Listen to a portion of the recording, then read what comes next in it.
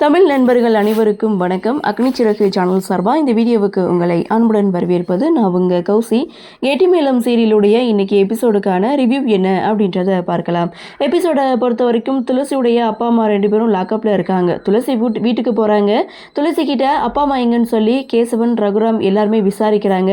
ஆனால் அப்பாவையும் அம்மாவையும் விடமாட்டேன்னு சொல்லிட்டாங்க. யாராவது வக்கீல் இல்லைன்னா பெரிய மனுஷங்க யாராவது இருந்தால் கூட்டிகிட்டு வர சொன்னாங்க அப்படின்னு சொல்ல அந்த இடத்துல தீபாவுடைய அப்பா எக்ஸ் எம்எல்ஏ ஈஸ்வரமூர்த்தி தான் ஞாபகம் வருது. ஸோ ஒட்டுமொத்த குடும்பமும் தீபா கிட்ட ஹெல்ப் கேட்குறாங்க. தீபாவும் தன்னுடைய அப்பாவுக்கு கால் பண்ணுறாங்க. ஆனால் அவருடைய ஃபோன் பார்த்தீங்கன்னா நாட் ரீச்சபிள் இருக்குது. ஃபோன் எடுக்கவே மாட்டேன்றாரு. அப்படியே சீனை கட் பண்ணால் இங்கே துளசி அழுதுகிட்டே இருக்காங்க. அப்போது ரகுராம் துளசியை தான் திட்டுறாங்க. அந்த குழந்தைய இந்த வீட்டுக்கு கூட்டிகிட்டு வர வேணான்னு சொன்னேன், ஆனால் நீங்கள் தான் கேட்கல. அந்த குழந்தைனால தான் எல்லா பிரச்சனையுமே, இந்த வீட்டில் பிரச்சனை உண்டாகிறதே ஒன்னால தான் துளசி அப்படின்னு சொல்லி துளசியை ஒரு பக்கம் திட்டிகிட்டு இருக்கும்போது அங்கே பாட்டியும் ஒரு பக்கம் அழுதுட்டு இருக்காங்க. ஸ்டேஷனுக்கு போங்க, எப்படியாவது கூட்டிகிட்டு வாங்க அப்படின்னு சொல்லி அழுதுட்டு இருக்கும்போது இங்கே இன்ஸ்பெக்டரே இங்கே துளசியுடைய அப்பா அம்மா 2 பேரையும் வீட்டில் கூட்டி விடுறாங்க. இங்கே இன்ஸ்பெக்டர் கொஞ்சம் பயந்த மாதிரி தான் பேசுகிறாங்க. அந்த பெரிய சார்கிட்ட சொல்லுங்கள், நான் அவங்க டியூட்டியை தான் பார்த்தாங்க, நான் உங்களை மரியாதை தான் நடத்தினேன் அப்படின்னு அந்த பெரிய சார்கிட்ட சொல்லிடுங்க அப்படின்னு சொல்லி பயந்த மாதிரியே இங்கே இன்ஸ்பெக்டரும் அங்கேருந்து போகிறாங்க. அப்பா அம்மா வந்த சந்தோஷம், ஆனால் எப்படி அவங்க விட்டாங்க அப்படின்னு இங்கே எல்லாருமே கேட்குறாங்க. இல்லை ஏதோ ஒரு ஃபோன் வந்தது அப்படின்னு சொல்லி ஒரு குட்டி ஃப்ளாஷ்பேக் சீனுக்கு போகிறாங்க. ஸ்டேஷனுக்கு ஒரு ஃபோன் வருது. அந்த ஃபோனை இன்ஸ்பெக்டர் அட்டன் பண்ணுறாங்க. அந்த பக்கம் பேசுகிறது யார் என்னன்னே தெரியல. ஆனால் இவர் பார்த்திங்கன்னா ரொம்பவே பயந்த மாதிரி, இல்லை சார் சும்மா தான் அப்படின்ற மாதிரி பயந்து போயிட்டு நானே கொண்டு போய் விட்டுறேன் அப்படின்னு சொல்லி ஃபோனை வச்ச அடுத்த செகண்ட் இன்ஸ்பெக்டரே துளசியுடைய அப்பா அம்மாவை வீட்டில் கொண்டு விடுறாங்க. அதை ஒரு குட்டி ஃப்ளாஷ்பேக் சீனாக இந்த இடத்துல சொல்லும்போது இதுக்கெல்லாம் காரணம் தீபாவுடைய அப்பா தான் அப்படின்னு நினச்சிட்டு தீபாவுக்கு இங்கே நன்றி சொல்கிறாங்க. சிவராம், லக்ஷ்மி இவங்க 2 பேருமே உங்கள் அப்பாவுக்கு நாங்கள் எப்போதுமே கடமைப்பட்டிருக்கோம் அப்படின்னு சொல்லிட்டு எல்லாருமே அங்கேருந்து கலைஞ்சு போகிறாங்க. அப்போது தீபா நினைக்கிறாங்க, நாம் அப்பா கிட்ட சொல்லலை, நாம் சொல்லாமல் அப்பா செய்திருக்க மாட்டார், ஆனால் இதை யார் செய்திருப்பா அப்படின்ற ஒரு குழப்பத்தில் தீபாவும் இருக்காங்க. ஸோ நம்மளையும் குழப்பி விட்டுருக்காங்க. அப்படி யாராக இருக்கும் அப்படின்னு யோசிக்கும்போது ஒருவேளை மகேஷா இருக்குமோ அப்படின்ற ஒரு எதிர்பார்ப்பு இருக்குது. அப்படியே சீனை கட் பண்ண சிவா, லக்ஷ்மி இவங்க 2 பேருடைய கன்வர்சேஷன் அப்படின்னு பார்க்கும்போது தியா குட்டி இந்த வீட்டில் இருந்த வரைக்கும் இந்த குடும்பம் ரொம்ப சந்தோஷமாக இருந்தது, அந்த குழந்தையும் ரொம்ப சந்தோஷமாக இருந்தது, அந்த கடவுள் ஏன் தான் அப்படி கஷ்டத்தை கொடுக்குறானோன்னு சொல்லி அவங்க 2 பேரும் பேசிகிட்டு இருக்காங்க. ஸோ இதை நினச்சி துளசி ரொம்பவே அழுதுட்டு இருக்காங்க. துளசிக்கு இங்கே சமாதானம் சொல்கிறாங்க. அப்போது அஞ்சலி துளசியை கூட்டிகிட்டு ரூமுக்கு போகிறாங்க. இருந்தாலும் தியாவை நினச்சி ரொம்பவே ஃபீல் பண்ணுறாங்க. அப்படியே சீனை கட் பண்ணால் இங்கே வீட்டு வேலை பார்க்குறவங்க எல்லாருக்கும் 2 மாதம் சம்பளத்தை முன்கூட்டியே கொடுத்து வேலையை நிறுத்துகிறாங்க ஜெகன்.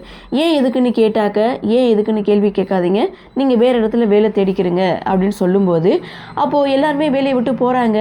அதை பார்த்த மோனிகா, எதுக்காக எல்லாரையும் வேலையை நிறுத்துறீங்க, யார் இந்த வீட்டில் வேலை பார்க்குறது அப்படின்னு சொல்லும்போது ஒருத்தர் இருக்கிறா அப்படின்னு ஜெகனுடைய அம்மா சொல்கிறாங்க.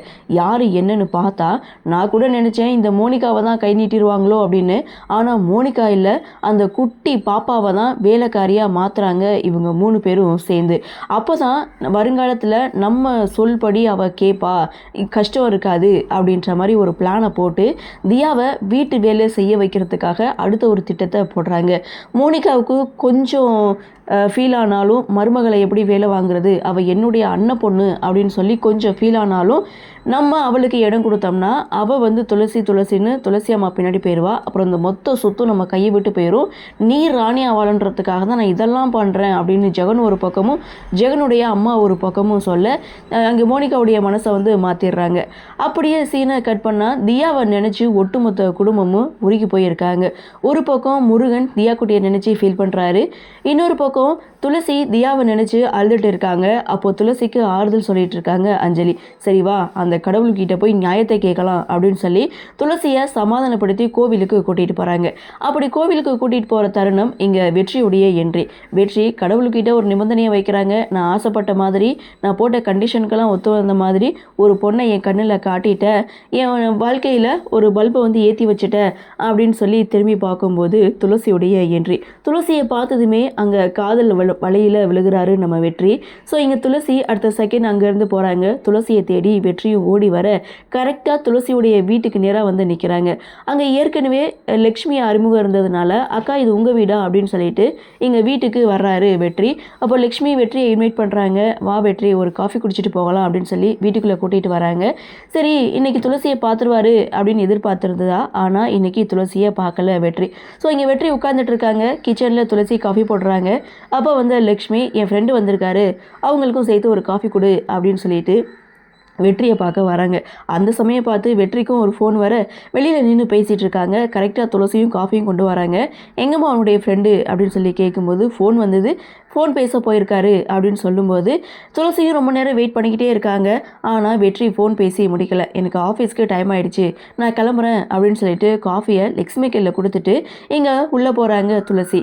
வெற்றி உள்ளே வராங்க, காஃபியை குடிக்கிறாங்க. இந்த காஃபி குடிக்க யாருக்கு தான் கொடுத்து வச்சுருக்கோ அப்படின்னு சொல்லி அந்த காஃபியை குடித்து முடிச்சுட்டு நான் போயிட்டு வரேன் அப்படின்னு சொல்லி வெற்றி அங்கேருந்து போகிறாங்க. இன்றைக்கி வெற்றி துளசியை பார்க்கல. இதுதான் துளசியோட வீடுன்னு வெற்றிக்கும் தெரியாது. அப்படியே சீனை கட் பண்ணால் இங்கே தியா குட்டி தூங்கிட்டு இருக்காங்க.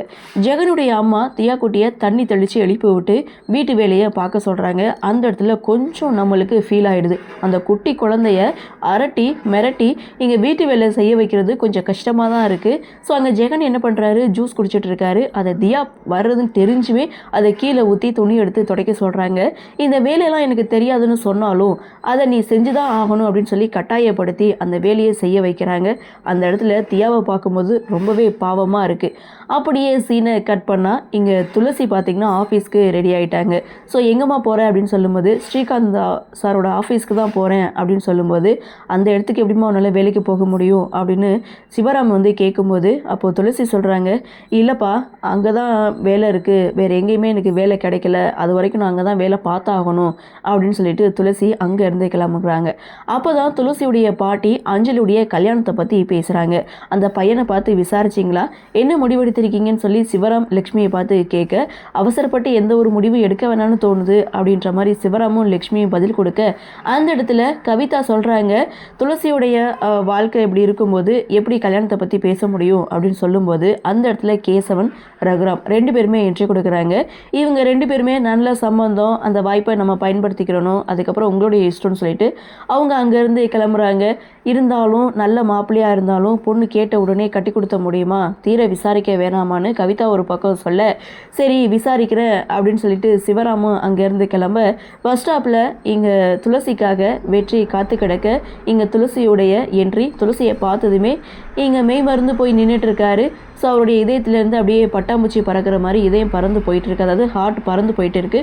ஸோ இதோட எபிசோடையும் முடிக்கிறாங்க. அடுத்து என்ன நடக்கும் அப்படின்ற ஒரு எதிர்பார்ப்போட இன்றைக்கி எபிசோட முடிச்சிருக்காங்க. பார்க்கலாம்.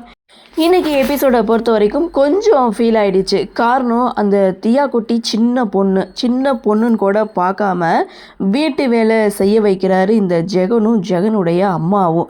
அந்த துணி எடுத்து துடைக்க சொல்கிறது என்ன, வீடு ஃபுல்லாக க்ளீன் பண்ண சொல்கிறது என்ன, அந்த இடத்துல கொஞ்சம் நம்மளை ஃபீல் ஆக வச்சிடுச்சு. கொஞ்சம் கூட சொல்லக்கூடாது, ஸோ அதிக அளவுக்கு ஃபீல் பண்ண வச்சிடுச்சு. ஸோ இது மாதிரி என்ன சீனை வந்து கொஞ்சம் அவாய்ட் பண்ணலாம் அப்படின்ற மாதிரி என்னுடைய கருத்து. ஸோ உங்களுடைய கருத்து என்ன, நீங்கள் என்ன நினைக்கிறீங்க அப்படின்றத வழக்கம் போல் கமெண்ட் செக்ஷனில் பதிவு பண்ணுங்கன்னு சொல்லி இந்த வீடியோவிலிருந்து விடைபெறுகிறேன். நன்றி, வணக்கம்.